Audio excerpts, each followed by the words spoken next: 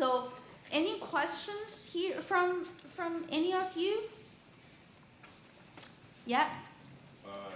Well, I guess if you were a recent graduate, it wouldn't apply because you're not transitioning into anything really. Again, everybody can craft your own script. Remember, Stephen said this morning he wrote his own script. You write your script that you feel most comfortable with. This is only one way to do it. Any other questions? Anybody's introduction that's really good and you remember that person? Can any one of you would like to share one example of somebody who made a really good introduction and you remember that person? Anybody? Yeah, what you heard. Yes. What did she say? What did she say that make you remember? She was recently been graduate from Zordon, right? And her name is Devi, and she actually explained in a her presentation was really nice because it seems like she's actually explained well, although she just recently graduated. I think she can share You see, if you practice and you present yourself well, you make a good impression. That's all we are trying to aim for. All right, so any other questions? Any? Yeah?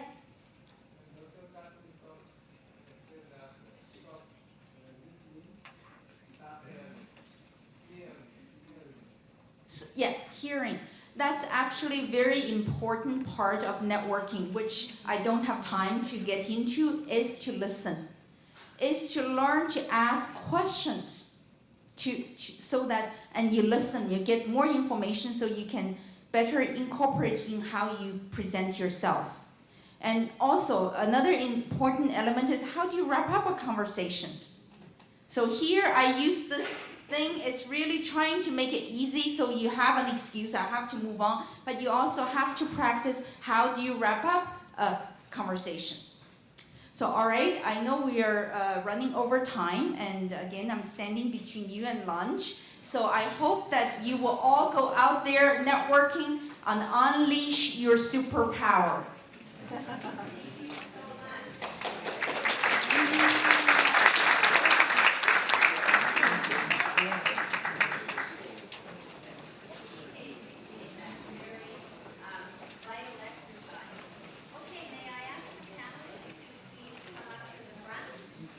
Just conclude the program and then go to lunch.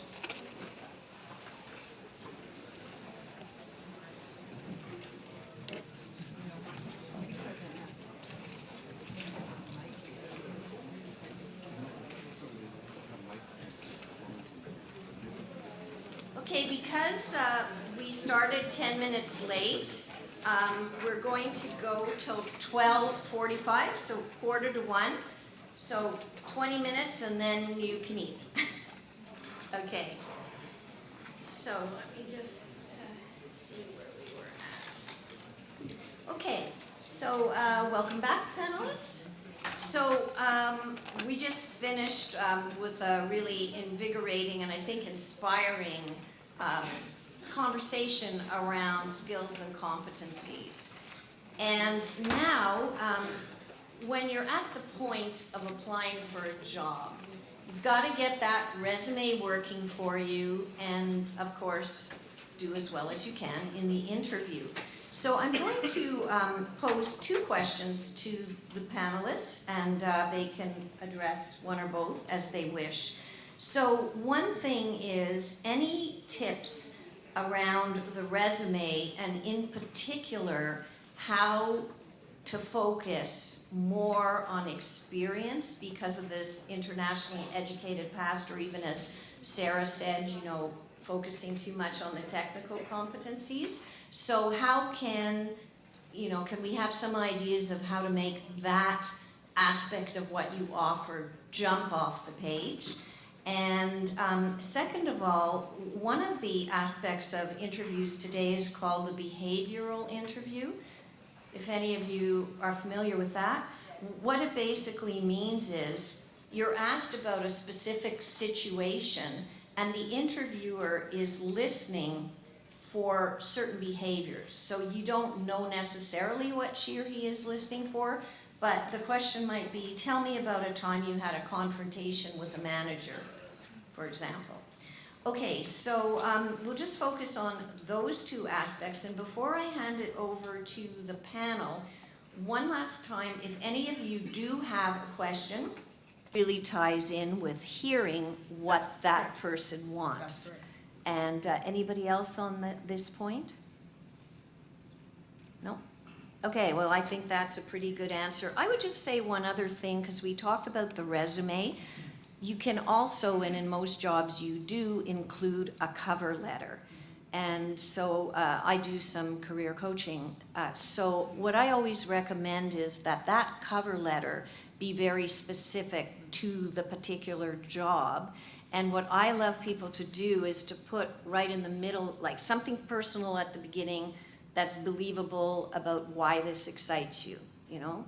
And then and what you bring to it, obviously, but in the middle, when you talk about what you bring, maybe 3 bullets of very specific examples that demonstrate the skills that they're looking for. I brought together a whole team, if that's what they say, collaborative team building. So you find specific, at this company, this is what I did. So let's not forget about that. And then the last, somebody gave a comment for a suggestion. Thank you, I will put that in. Okay, one other one. How do employers view that you're taking a survival job while you're looking for your real job? Is that seen as a negative, positive, or neutral? Any thoughts? Jason, that might be one you could speak to. Yeah, I think many employers understand that, but from the perspective of immigrant, I think you need to balance the time you spend on, say, make a living by doing a survival job. On the other hand, spending time preparing yourself for the employment you were trained for. And we find that in our surveys that many immigrants say, well, I have a family, I need to take care of the kids, and I need to live to pay the rent and everything.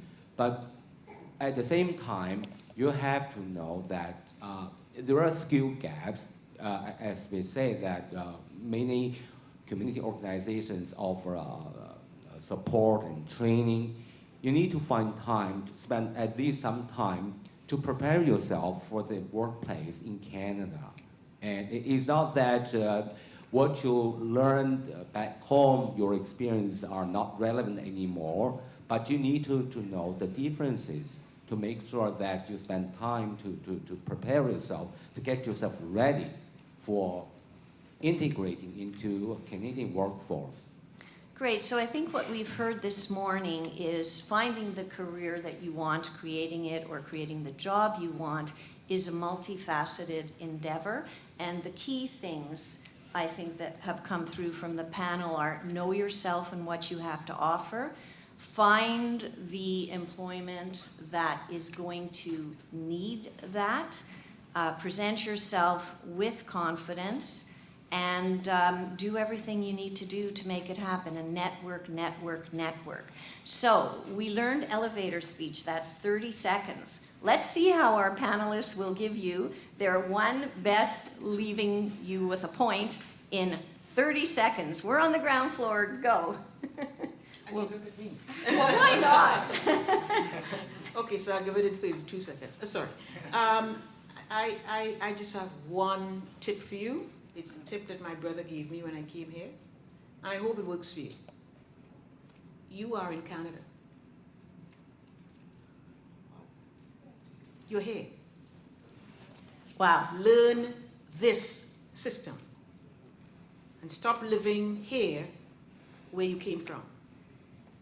Well, perfect Do pitch. things the Canadian way. You are Learn here. this system. Great tip. You're here. Sarah.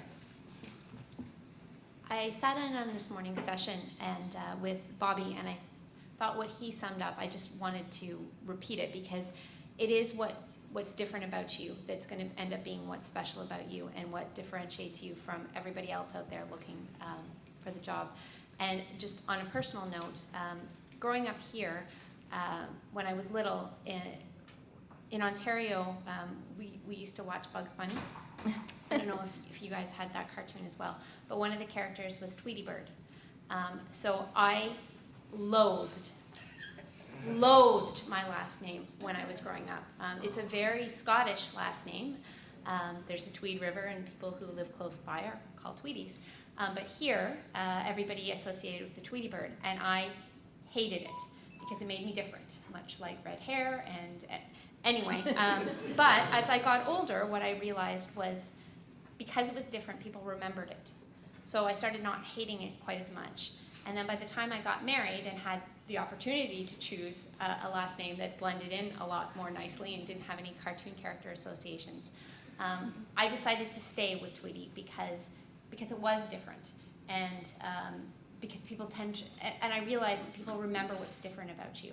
So I don't mean that to be kind of like a trite little example, but it really struck me when he was talking about it that even for those of us who are not, necessarily walking in your shoes, that's a very, very good and very true message.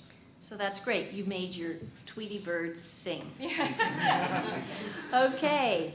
Noeline, please.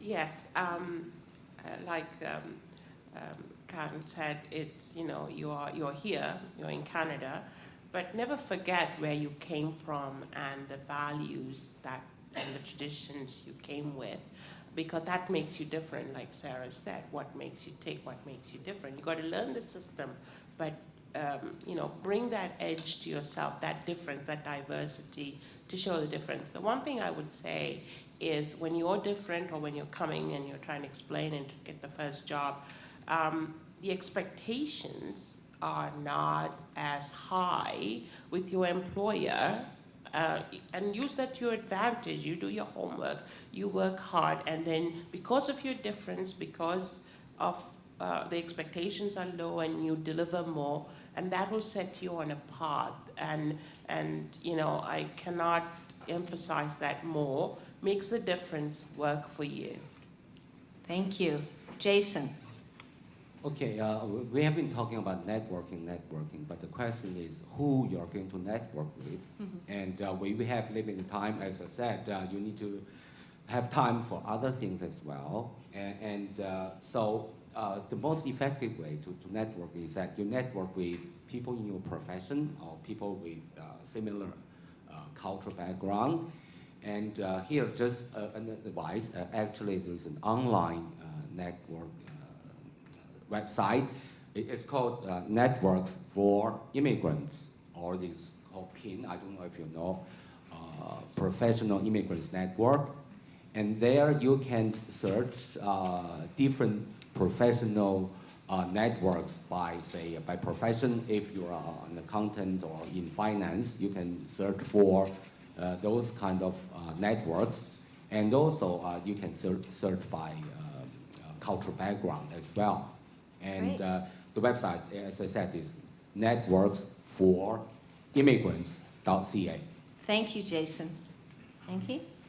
Well, first of all, do keep up your spirits. It's not easy. It's not going to happen overnight. But do stay focused and determined, and it will happen. Someday it will happen. But in the meantime, while you're researching, while you're networking and sending out resume and interviewing, just remember one thing, and let's be honest. Let's be honest.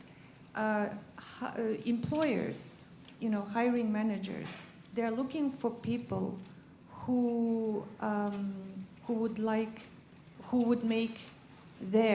his or her life easier, right? So do everything possible, in your application, in your resume, cover letter, to convince that person that you are the person to do just that. Thank you. And if I can leave just one tip, because we've been talking about the big focus of how do I get this work and obviously money and so on. But I think it's important when you're in that very intensive, difficult, and challenging time to take time to focus on all the things that are good. You came here to give your family a new life. Spend time with your family, enjoy your family, walk your dog. You know, love the snow. I did not this winter, but usually I do. So I have some quick thank yous, and then I would ask you all to be back here at 1:45 sharp, because we do want to get back on schedule. My first thank you is to this group here. You have been so attentive, and I could just see everybody was soaking everything in, and that really gives energy to our wonderful panelists who are sharing from the heart. To adapt to, I love travel. Wherever you go, you've got to adapt to, you know, a new culture. And then you have a lot more fun. You have a lot more fun. I'll tell you a story. I used to, No time? Sorry. Okay, sorry. Next. One advice that I got from my mentor, I had a mentor when I was working in the Middle East. And because of him, I'm in Canada. And when I was working with the Deloitte too, no, it's not Deloitte. And he was my manager those days. And he said, well, use every opportunity as a learning opportunity and be yourself, you'll be successful. That's what he said, and that's what I'm using. Every opportunity that I come, I make it as a learning opportunity. So everything, right? Whether it is at work or at home or in community or driving, every opportunity I say what I can learn and how I can correct and I can move on. So use that opportunity, be yourself, you'll be successful. And that's really great, because life gives us a lot of opportunities to learn, whether we want it or not. Okay, Warren. I think I echo those two items, and I think one piece of advice I can give is just on feedback and soliciting feedback from others, whether it's your peers, whether it's friends, whether it's a coach. It's getting that feedback and then not only listening to it, but what do you do about it? So how do you improve yourself? How do you make yourself more presentable or better communicator, or whatever they provide you? I think it's important that you self-recognize that there may be something that you can improve upon, and then taking that and changing and adapting. Thank you. Laura? For me, I think communication, communication, and communication. I just can't stress the importance of the ability of communication. Maybe that's one thing that I'm not particularly good at. But since I started working, I just felt that it is one very important piece of thing that skill set to have is communication. And at different stage, I think maybe the first 10 years of my career, I'm working on try to minimize my accent and speak proper English. And now I'm more working into how do I speak to the point, and when I deal with executive, how do I speak to the point and be precise. One thing I've done to help myself is joining Toastmaster Club, which is a great forum to gain that communication skill and build your confidence. That really helped me a lot early on in my career. So that's one thing nobody really gave me any advice, but I just kind of figured it out and observed, but it's way more important than I ever think. I can still say that. Yeah. Thank you. Arnold?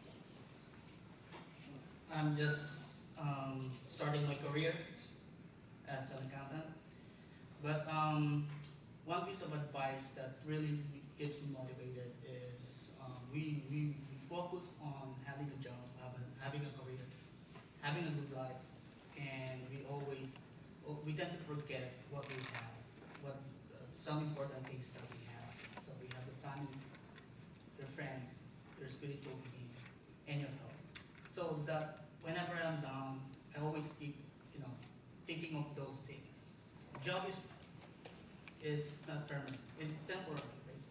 So today you don't have a job. After a year, you're struggling. Next year, you can have it. But don't forget you have your family, your friends, and okay. Thank you. It's beautiful. One piece of advice I would say would be take like your employer. Give the other person, be empathetic. Give the other person a slack. Just that you're a stranger to this country, it may be that you are a stranger to your employer. Therefore, you have to, the old saying that do in Rome as Romans do is very important. Okay? That is critical to your job success. I locked myself out in my first job because the building closed at midnight and I was so engrossed in my work, I found I actually had my boss's phone number. Thank God. I called him and he came from Etobicoke, opened the place up at midnight. I got a bonus that month. Wow, above and beyond the call of duty. So I just realized we have 2 minutes just for questions and then we'll do the draws and stuff. And this one from the floor, is it important or relevant to add hobbies and interests to the resume? And yes. Show of hands on the panel. How many say yes? Oh, 2 say no? You say no, Florence? Not important? You don't see it?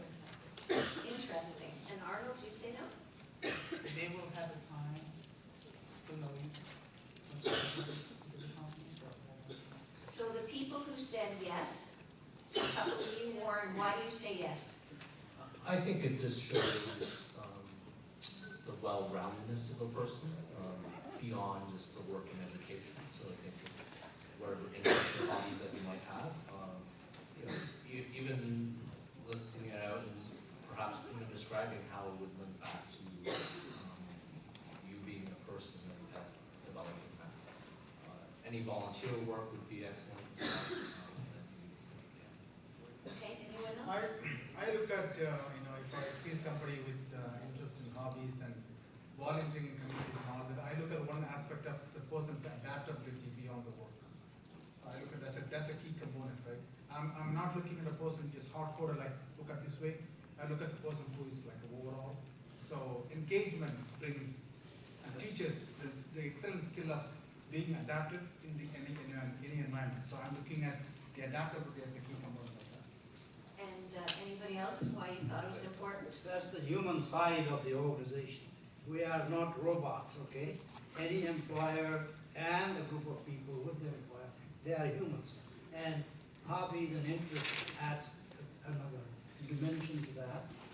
Without that, we wouldn't survive. So it's very critical to put. You don't have to put 20 hobbies. Hopefully, yeah. But just one. Absolutely. Really just echo. I cut you off before, and I was like trying to make up for it. Okay, and the reason that I pulled this one is because I think it kind of sums up everything we've talked about. Don't worry so much about what's the right or wrong thing to do.